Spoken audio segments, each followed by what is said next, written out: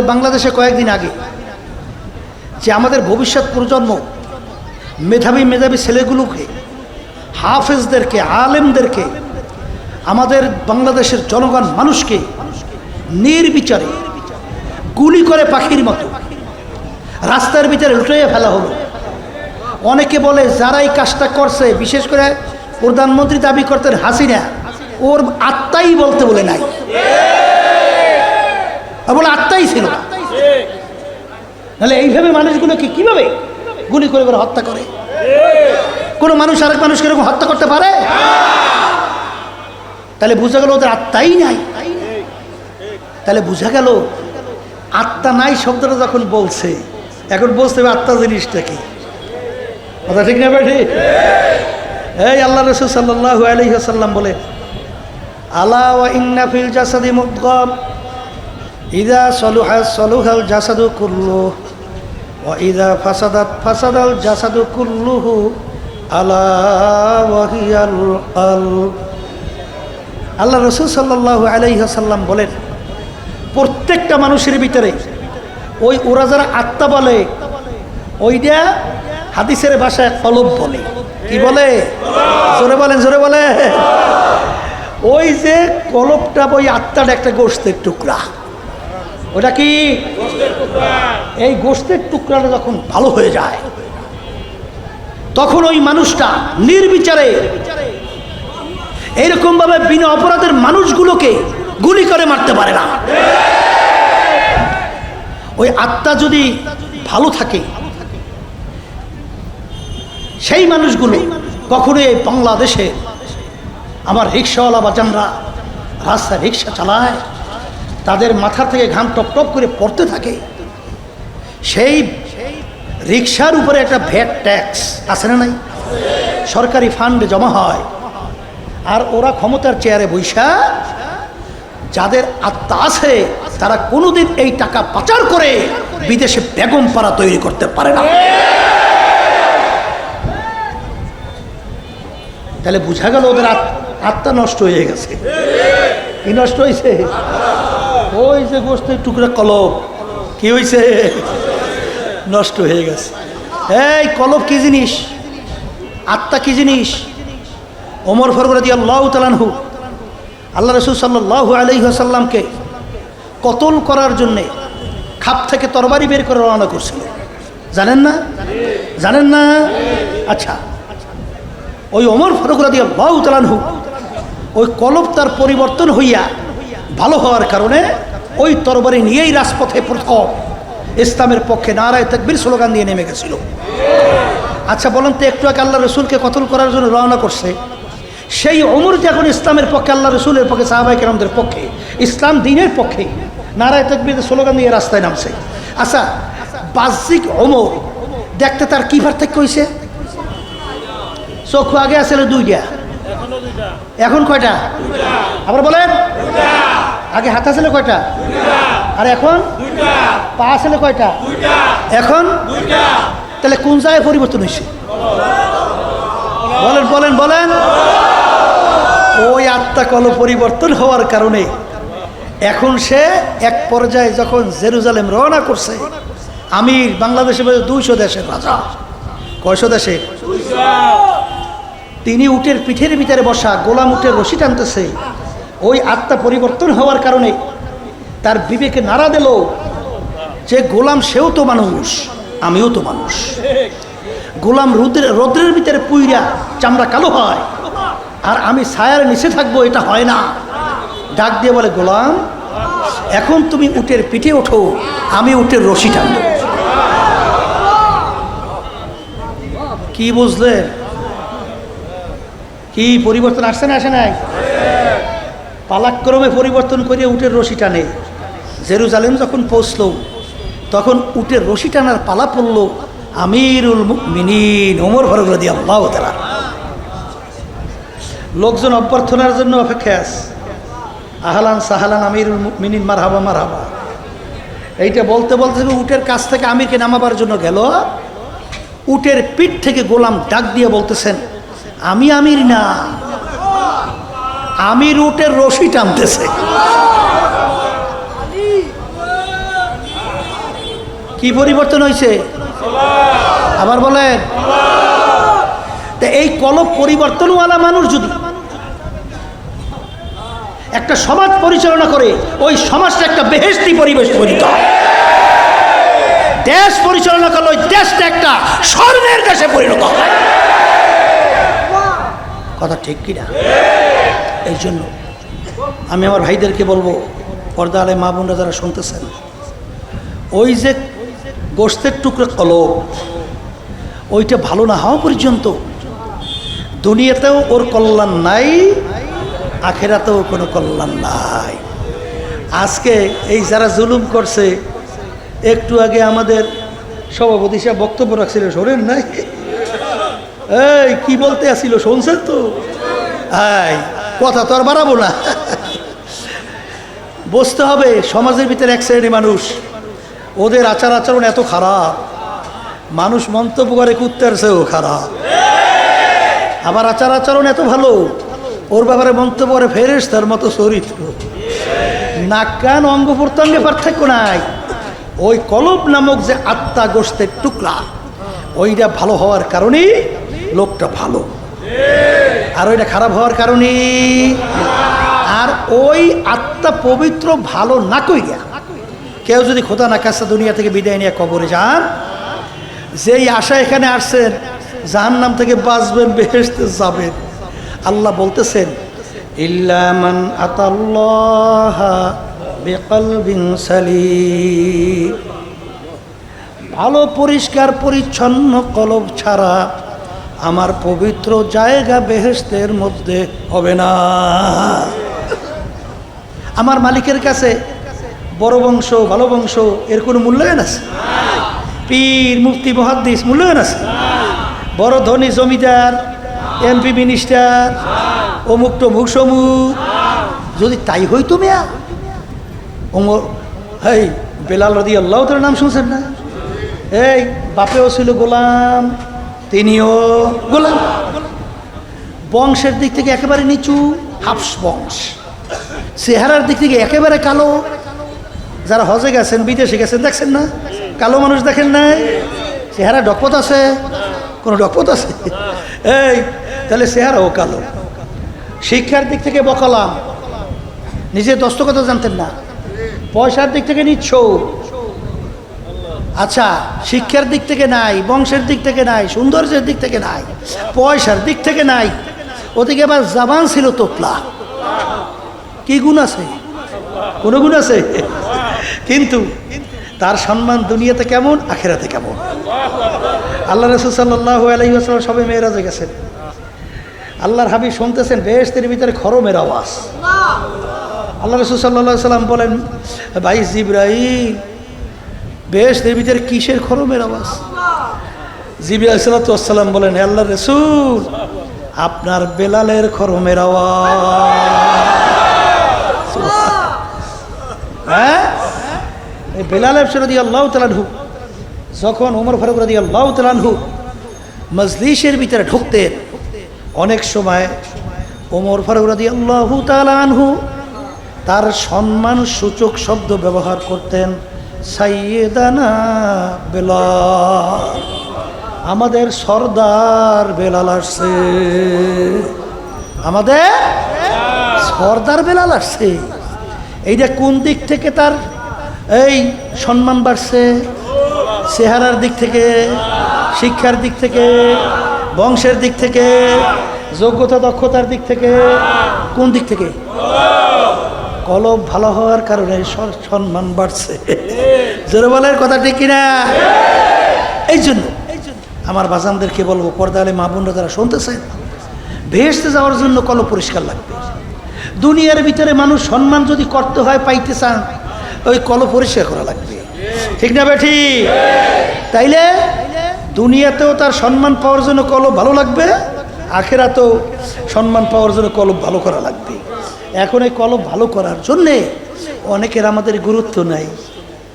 গুরুত্ব আছে? শরীরের রোগ হইলে তখন দেখবেন গুরুত্বের শেষ নাই, বিভিন্ন ডাক্তারের কাছে দৌড়ায়।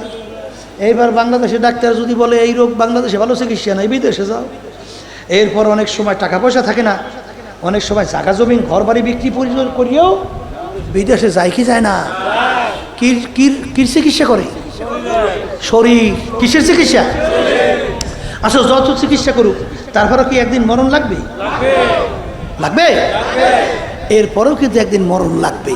কিন্তু যারা ঈমান আনছেন, যারা মুসলমান দাবি করেন, আমার বাজানদেরকে পর্দা আলে মা বোনদেরকে বলবো, আল্লাহ সাফ সাফ জানাইয়ে দিয়েছেন যে পরিষ্কার কলব ছাড়া রোগাগ্রস্ত কলব আমার পবিত্র জায়গা বেহেশতের মধ্যে হবে না। এই কলবের রোগের চিকিৎসার জন্য অনেকেরই দেখা যায় কোনো গুরুত্ব নাই, কোনো গুরুত্ব। এই কলবের চিকিৎসক কারা? MBBS doctor, FRCS doctor. আর একটু আসতে পারেন। এই কলবের পরিষ্কার রোগ করার জন্য ডাক্তার হলো হক্কানি উলামায়ে কেরাম, হক্কানি পীর বুজুর্গেরা। কি আমি ভুল বলছি না ঠিক বলছি? আল্লামা জালালউদ্দিন রুমি রহমাতুল্লাহি আলাইহি বলছেন, খোদ মাওলানা রুমি না শোধ তা গোলামে শামসুত তিবরিজি না শোধ। আমি রুমি ততক্ষণ পর্যন্ত রুমি হতে পারি নাই যতক্ষণ পর্যন্ত শামসুত তাবরিজির সাগরেদ হইতে পারি না। তাহলে সোহবাতে যাওয়া লাগবে। এই মুখ খুলে বলেন লাগবে। এই বাস্তবতা হাজার হাজার লক্ষ লক্ষ বাংলাদেশে আছে না নাই? আছে। এই সেদিনকার আমি আসছি, ওই কিছুদিন আগেও গেছিলাম কুড়িগ্রামে, বুঝছেন না? রংপুর সেখানে সুনামগঞ্জে কালু ডাকাত। নাম কি? কালু ডাকাত। সর্বনাই মাহবেলে মুজাহিদিয়া, সর্বনাই মুহিবিনরা পাওয়ার ধৈর্যা তাকে নিয়ে গেছে সর্বনাইয়ের মাহবিলে। নেওয়ার পরে আমি লোকজনের সঙ্গে দেখা করতেছি। এখন কে জানি আমার কানে কানে বলে, হুজুর কালু ডাকাতকে নিয়ে আসছে। আমি বলি কিসের কালু ডাকাত? পিছনের দিকে ফিরে তাকাইয়ে দেখি সুবহানাল্লাহ, এইরকম চেহারার মানুষ আমার নজরে জীবনে আমি দেখিনি। কলে হুজুর তা কেমন? এইরকম মোটা মোষ, এই ঘুরাইয়া কানের উপরে ঘুরেই রাখছে। কথা বুঝছেন? এইরকম মোটা, এই কানের উপরে এই। আচ্ছা, এরপরে তাকাই দেখি এই পর্যন্ত চুল, দাড়ি কামানো, এই পর্যন্ত চুল। ওদিকে শরীরের ভিতরে একটা পোশাক পরছে, তাও কালো পরছে পোশাক, তাও কালো, লোকটাও কালো, চেহারা তো এই এত বড়, ওদিকে চোখ দুটি এরকম বড় বড় লাল। আমি ওই জিনিসের মানুষ আর দেখিনি। তাকাইয়ে দেখেন যে আল্লাহ, কোন জায়গায় কুমড়িতে কি? আহা, ওই চরমনায়ের ময়দান বাজান, জাকিরিনদের ময়দানের মধ্যে, জাকিরিনদের মজলিসের মধ্যে, নামাজিদের মজলিসের মধ্যে, আল্লাহ ওয়ালাদের মজলিসের ভিতরে আল্লাহর বান্দা 3-4 দিন থাকার পরে এখন সেদিন কারো দেখা হইল, তাকাইলে মনে হয় একজন আল্লাহর ওলি হয়ে গেছে। পরিবর্তন হয়েছে না হয় নাই? গেছিলাম উত্তরবঙ্গে গত বছরের আগের বছর মনে করে, তখন তো আমাদের মাহফিল করতেই দিত না। এই বেহায়াপনা অশ্লীলতার কোনো শেষ ছিল না। কিন্তু মানুষ দিনের কথা শুনবে, দিনদার হবে, নামাজি হবে, ভালো হবে। কলব ভালো হইলেই তো সমাজ ভালো হবে। এই প্রক্রিয়া বন্ধ করে দিয়েছিল। এখন আমার মাহফিল করতেই দেবে না। তা ওই লোকটা খুব এলাকার প্রভাবশালী, সর্বনাই মুজাহিদিরা খুব তাকে ধরাধরি করিয়া সর্বনাই মাহফিলে লইয়ে গেছিল। বহুদিন চেষ্টা করছে, পারে নাই, একবার পারছে, নিয়ে গেছে। সে বলতেছে সর্বনাই বিশ্বে হুজুরি আসবে, যা হোক আমি মাহফিল করাবই। তো মাহফিলের ব্যবস্থা করছে। করার পরে সে মানে এসার আগে মনে পড়তেছে বক্তব্য রাখতে আছে, আমি শুনতেছিলাম, বুঝছে? সে বলতেছে সর্বনাই কি জিনিস? সে বলতেছে আমার জীবনে আমি কোনোদিন পশ্চিম দিকে সেজদা দেই নাই, জীবনে আমার পশ্চিমে সেজদা দেই না। কিন্তু সর্বপ্রথম চরমনাইয়ের ময়দানে যাওয়ার পরে এই সর্বপ্রথম পশ্চিম দিকে আমি সেজদা দিছি। তাই সেখানে যাওয়ার পরে ভালো হয়েছে না খারাপ হয়েছে? হ্যাঁ, এই কি পরিবর্তন? আগে সেই ব্যক্তিই আছে, ওই কালু ডাকাত কিন্তু আগের কালু ডাকাতই আছে। অর্থাৎ তার চেহারার পরিবর্তন হয় নাই, তার অঙ্গ প্রত্যঙ্গের কোনো পরিবর্তন হয় নাই। কোন একটা জায়গায় জানি পরিবর্তনের কারণে তার জীবনের মোড় ঘুইরা দিন রাত্রের মতো পরিবর্তন। কি জোরে বলেন কথা, ঠিক না ঠিক? তাহলে এখন হক্কানি ওলামায়ে কেরামদের কাছে যাওয়ার পরে তখন তোমার এই কলবের চিকিৎসা করবি। কি চিকিৎসা? আবার জোরে কর। আর কলবের চিকিৎসার গুরুত্ব আগে পরে যারা দিছিল তার ইতিহাস পড়লে দেখবেন, ইব্রাহিম বিন আদহাম রহমাতুল্লাহি আলাইহি বলকের বাদশা ছিলেন। এক মুসাফির তার বাড়ির দরজা যেয়ে বলতেছে, আমি বাদশার সঙ্গে দেখা করব। তাই যে কোনো রাস্তার মুসাফির বাদশার সঙ্গে দেখা করা যায়? এই রাস্তার এই গেটের যে পাহারাদার, সে বলতেছে, এই মিয়া তুমি কে? এই মনসাইলি বাদশার সঙ্গে দেখা করবে? কোথার থেকে আইছো তুমি? কোনো নিয়ম টিয়ম বুঝি টুঝি না, আমার বাদশার সঙ্গে দেখা করো। এক পর্যায়ে ফাড়াফাড়ি, বাদশা ব্যাপার কি গেটে ঝামেলা কিসের রে? তখন পাহারাদার বলে যে, হজরত কোথার থেকে একটা পাগলা আইছে, ও কোনো নিয়ম টিয়ম মানে টেনে না, ও আপনার সঙ্গে দেখা করবি, দে সাইরে দে দেখে দেখে যাইয়ে সালাম দেছে। বাদশাহ সালাম দিয়ে বলে, আপনার এই মুসাফির খানায় আমি একটু থাকতে চাই।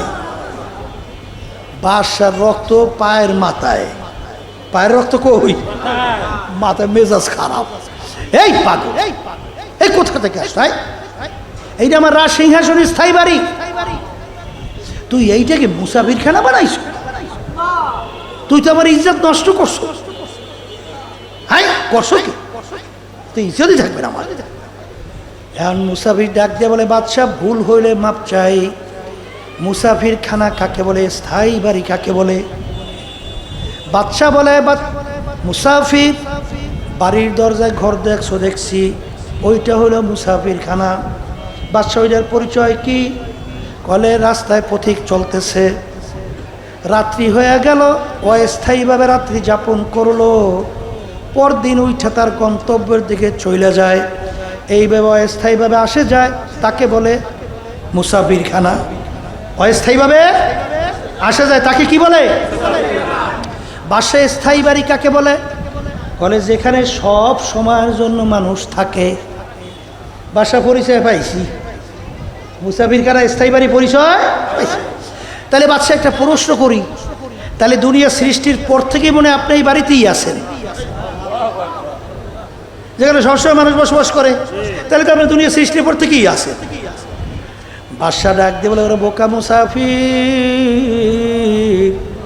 না না, আমার আগে ছিল আমার আব্বা। বাদশা আপনার আব্বা কোথায় গেল? সে তো দুনিয়া থেকে বিদায় নিয়ে কবরে।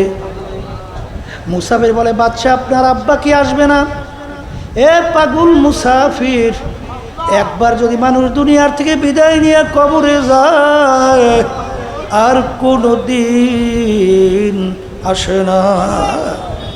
বাদশা আপনার আব্বার আগে কে? দাদা, সে কোথায়? সেও কবরে। বলে, সেও কি আসবে না? না, সেও কোনো দিন আসবে না। বাজান, তাহলে আপনি মনে হয় চিরজীবন থাকবেন? তখন বাদশা বলে, মুসাফির কুল্লু নাফসিন যায়িকাতুল মাউত, মানুষ মরণশীল, আমি একদিন দুনিয়া থেকে বিদায় হব।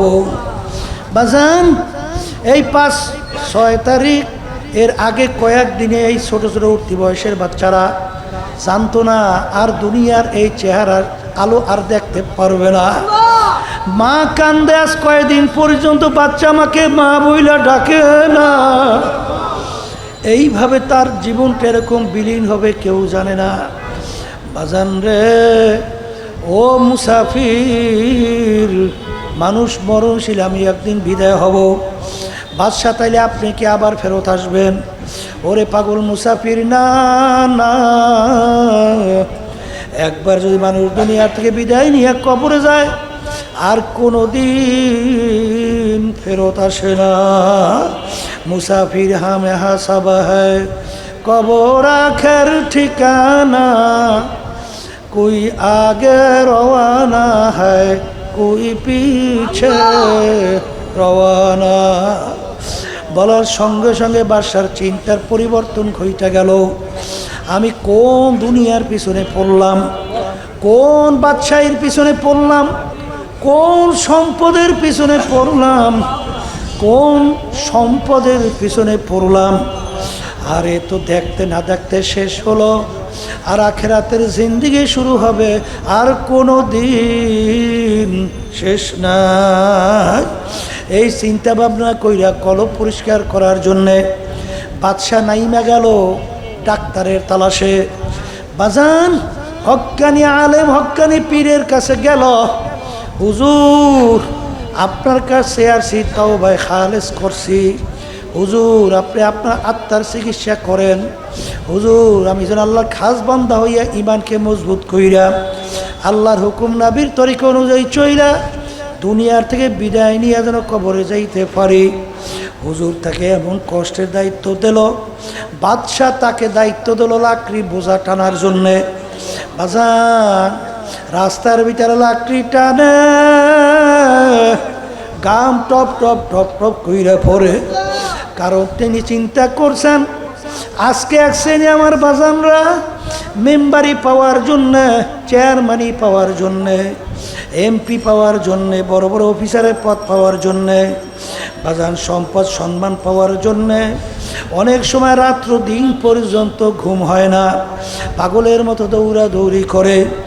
ঠিক আমার বাজানদেরকে বলবো আখিরাতের মধ্যে সম্মান পাওয়ার জন্যে বেহেশত, যেই বেহেশতে একবার ঢুকলে আর কোনোদিন বের করা যাবে না, সেই বেহেশতে ঢোকার ব্যাপারে গুরুত্ব অনেকাংশে অনেকের আমাদের না, কিন্তু তাদের তো ছিল।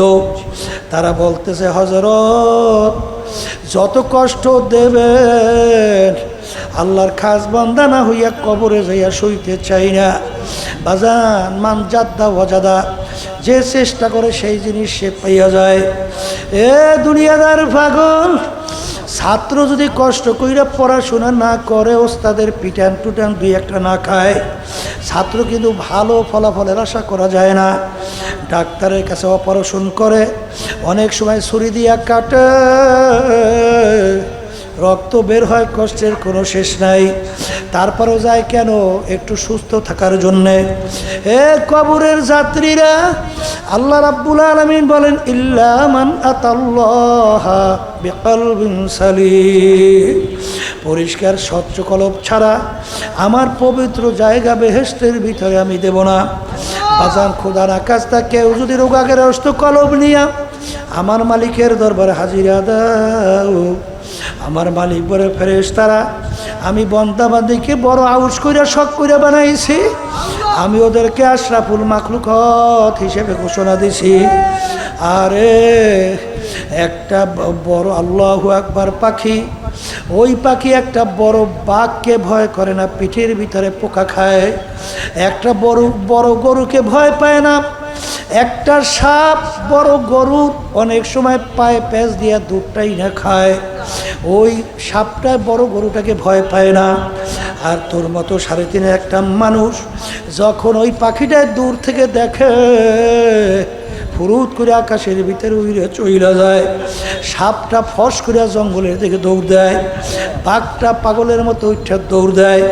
কারণ আমার মালিক সমস্ত মাখলুকাতের রুহকে একত্রিত কইরা তোমার আমার পরিচয় দিছিল, আমার আশরাফুল মাখলুকাত মানুষ, আমি এদেরকে মহব্বত করি, তোরাও সবাই সম্মান করিস। কিন্তু এ দুনিয়াদার পাগল, এক আল্লাহর ওলি বাঘের ভিড়ে সওয়ার হইয়া বিষাক্ত সব হাতের ভিতরে নিয়া লোকালয়ের ভিতরে যখন ঢুকলো, আর এই লোকজন বাঘ দেখা সাপ দেখা বাজান দৌড়ায় পালায়, আর ওই আল্লাহর ওই রাগ দিয়া বলে হে দুনিয়াদার পাগল, সাপ দেখা ভয় পাও, বাঘ দেখা ভয় পাও, শোনো শোনো, যেই আল্লাহর বান্দা বান্দি আমার মাওলাকে ভয় ভয়, ওই বান্দা বান্দিকে সমস্ত মাখলুকাত ভয় পায়। বাজান, আরে দাদাজানের কথা শুনছিলাম, ফরিদপুর কয়ার ইয়ার ঘটনা। দাদাজান বয়ান করতেছিলেন, ডাক দেব, ওরে মানুষ, তোরা তো আমাদের কথা শুনলিও না, বুঝলিও না, চললিও না, কিন্তু একটা গরুকে যদি বলি গরু আমাদের কথা শুনবে। একটা গরু দূরে দাঁড়ানো, যখন দাদাজান হাত উড়ে এক ডাক দিল, গরুর দিকে আয়। ডাকের সঙ্গে সঙ্গে গরু রশি ছিঁড়া দৌড়ে এসে দাদাজানের সামনে দাঁড় হইয়া গেল। দাদাজান বলতেছে, ওরে মানুষ, গরু আমাদের কথা শুনল, আর তোরা আশরাফুল মাখলুকাত মানুষ হইয়া আমাদের কথা শুনলি না। এই জন্য আমার বাজানদেরকে বলবো, পর্দা আলে মা বোনদেরকে বলবো, বাজান ওই গোশতের টুকরা কলব পরিষ্কার করে কবরে যাওয়া লাগবে, কারণ ওই কলবের ওরে ভিত্তি করিয়া সম্মান বাড়ে এবং কমে।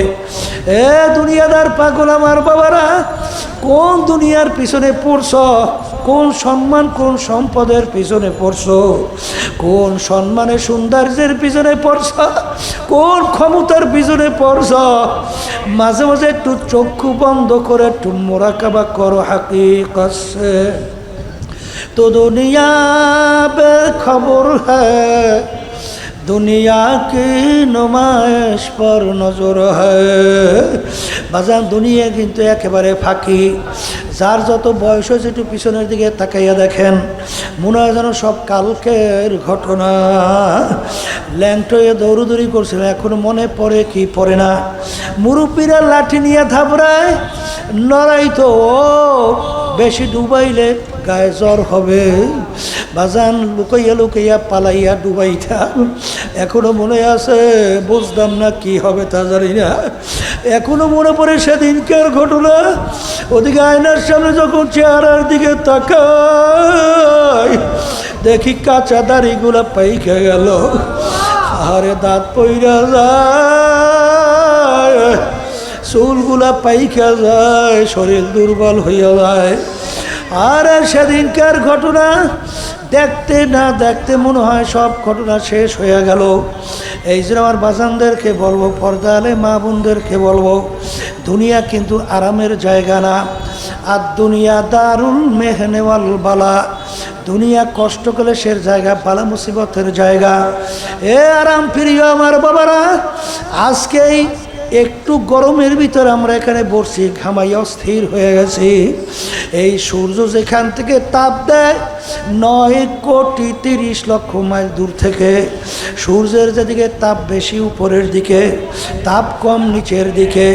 আল্লাহ রাসূল বলেন, আমার উম্মতেরা কিয়ামতের ময়দানে আমার মালিক এই সূর্য এক হাত বা সোয়া হাত মাথার উপরে বুর কইরা সাইরা দেবে।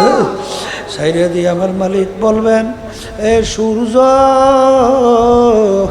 তোর ভিতরে যত তাপ আছে ছাড়ো, নাফরমান বুঝুক আমি মাওলা কেমন। আমি ওদের বিচার চাইয়া চাইয়া দেখছি, আরে ও যখন ওর মার পেটের ভিতরে ছিল, দুনিয়ার কেউ ওর আপন ছিল না। ওকে তখন আমি ইচ্ছা করলে ওকে আমি ন্যাংরা কইরা বানাইতে পারতাম, অন্ধ কইরা বানাইতে পারতাম।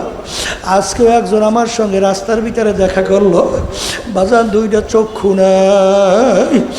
আল্লাহ, আমার মালিক তোমাকে আমাকে তোরকম অন্ধ কইরা বানাইতে পারতো। আরে বাজান, বোবা মানুষ আও কইরা তোমার আমার সামনে চিল্লায়, আরে কথা বলতে পারে না। এই কথা বলার নেয়ামত দান করলেন আমার মাওলা, চক্ষু দিয়া দেখার নেয়ামত দান করলেন আমার মাওলা। বাজান, কত পঙ্গু মানুষ, হাত নাই পাও নাই, অমুক নাই সমুক নাই।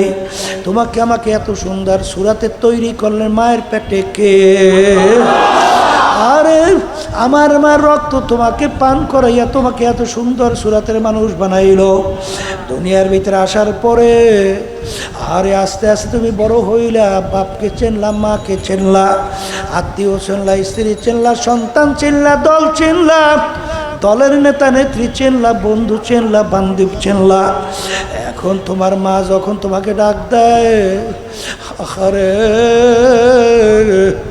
তখন তুমি যখন মা কইয়া ডাক দাও, মায়ের কলিজার ঠান্ডা হইয়া যায়। আব্বাকে আব্বা কইয়া ডাকো, আব্বার কলিজাও ঠান্ডা। বন্ধুকে বন্ধু কইয়া ডাকো, বন্ধুর কলিজাও ঠান্ডা। আরে দলের নেতা নেত্রীকে নেতা নেত্রী কইয়া ডাকো, ঠান্ডা। আমার মালিক বলেন এ নেমো খারাপ, যেই জবান দিয়া তোর বাপকে ডাকলি, মাকে ডাকলি, বন্ধুকে ডাকলি, নেতা নেত্রীকে ডাকলি, ওই জবান দিয়া যদি একবার তুই আমাকে আল্লাহ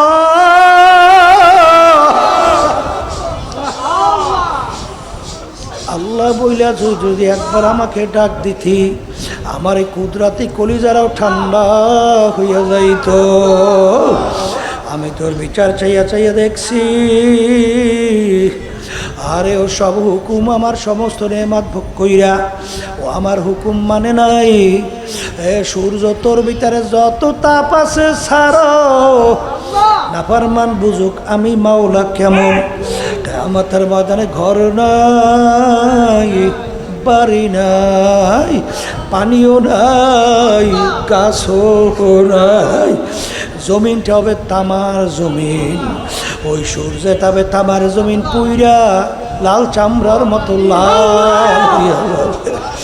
আগুন নাও কোনো জায়গা নাই, বন্ধু নাই, বান্ধব নাই, বাপ নাই, মা নাই, স্ত্রী নাই, দল দলের নেতা নাই।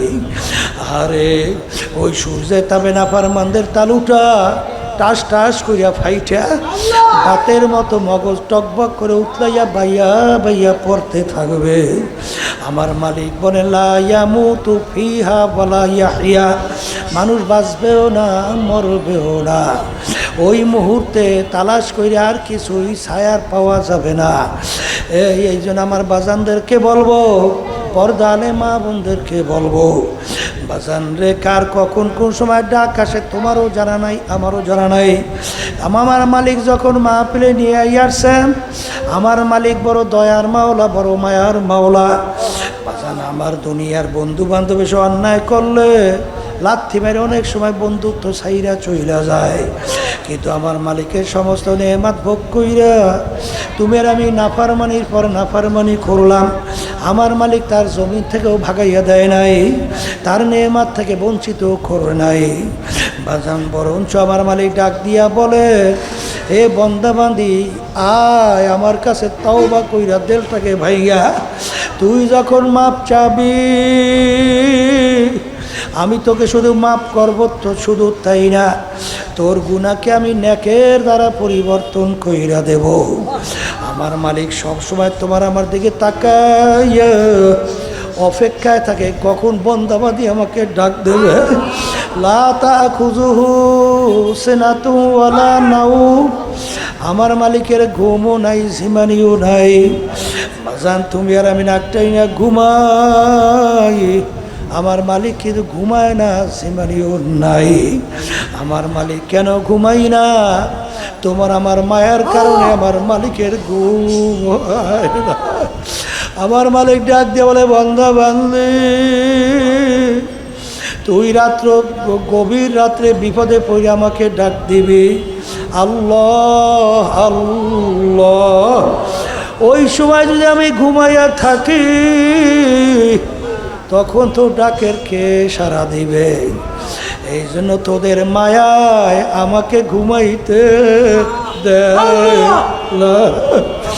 এ দুনিয়াদার পাগল আমার বাবারা, দুনিয়াতে যদি সম্মান চাও, আখিরাতে যদি মুক্তি চাও, সম্মান চাও, কলব পরিষ্কার করো, আল্লাহর হুকুম নবীর তরিকা অনুযায়ী নিজের জীবনকে চালাও। হক্কানি ওলামায়ে কেরাম পীর বুজুর্গদের সাথী হও, সঙ্গী হও, পরামর্শ নাও। তারপর দুনিয়া থেকে বিদায় নিয়ে কবরে যাও।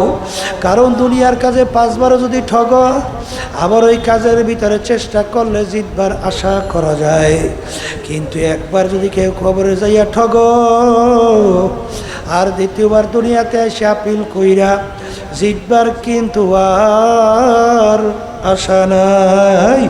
আল্লাহুম্মা আমিন। গুনার কথা মনে করে দুই চোখের পানি ফেলাও,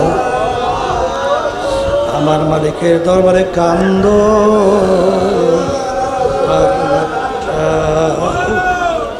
যদি কান্না না আসে মন কি বুঝাবে? মন একদিন এই ঘরের দরজা দিয়ে নতুন বউ হয়ে উঠছিল রে মন।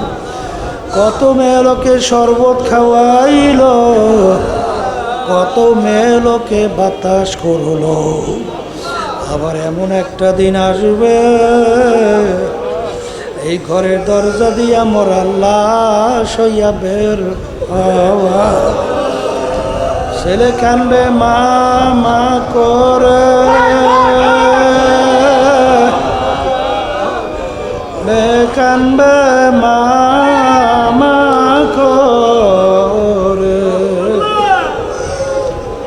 জবাব তো আর দিবার। আল্লাহ আপনি মাঠের দিকে চাইয়া দেখেন আপনার বান্দারা কিভাবে কান্দে। মালিক আমাদের ছেলেও মরে নাই, মেয়েও মরে নাই, গুনাহ করে বসছি,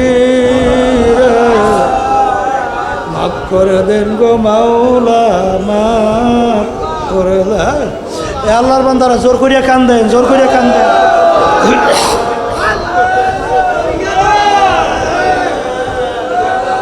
সন্তান মারা গেলে চোখে পানি আসে, সম্পদ নষ্ট হয়ে গেলে চোখের ভিতরে পানি আসে। তোমার আমার গুনার কার্যে জাহান নামের আগুন জ্বলছে, জাহান নামের আগুন চোখের পানি ছাড়া ঠান্ডা হবে। আল্লাহ যাদের উসিলায় মাহফিল হইল, যারা মাহফিলের জন্য চেষ্টা খানি সাহায্য করলো, আমরা যারা মাহফিলে উপস্থিত হয়ে গেলাম, সবাইয়ের উপরে খাস মেহেরবানি নাজিল করেন আল্লাহ।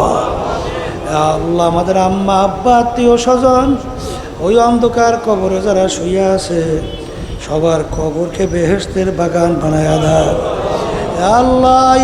আল্লাহ বিশেষ করে পর্দারে মা বোনরা হাত তুলে কি দোয়া করছে, সবাই দিলেন এক মাকসাদ পুরা করে দেন।